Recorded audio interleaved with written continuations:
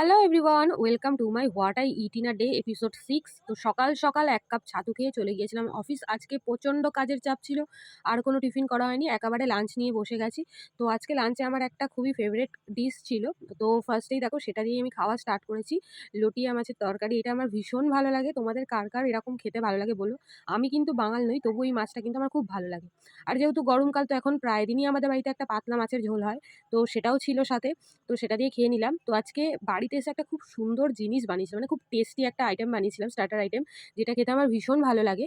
আর এইটার হচ্ছে রেসিপি কিন্তু আমি ফুল চ্যানেলে দিয়ে রেখে দিয়েছি, তো লিঙ্কটা আমি দিয়ে দেবো।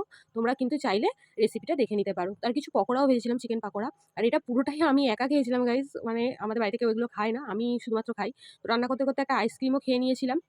তো দেখো, খুবই টেস্টি একদম ডিশটা রেডি হয়ে গেছে। আর আমি এখানে ট্রাই করছিলাম খেয়ে, খুবই কিন্তু ভালো হয়েছিল খেতে। তো বাই দ্য ওয়ে গাইস, আমার এই ভিডিওগুলো তোমাদের দেখতে কেমন লাগছে অবশ্যই কিন্তু আমাকে জানিও, তাহলে আমি এরকম ভিডিও রোজ দিতে থাকবো। আর এরপরে রাত্রিবেলা ডিনারে খেয়েছিলাম চিকেন আর রুটি, আর চিকেনের লেগ পিস না হলে আমার ঠিক জমে না।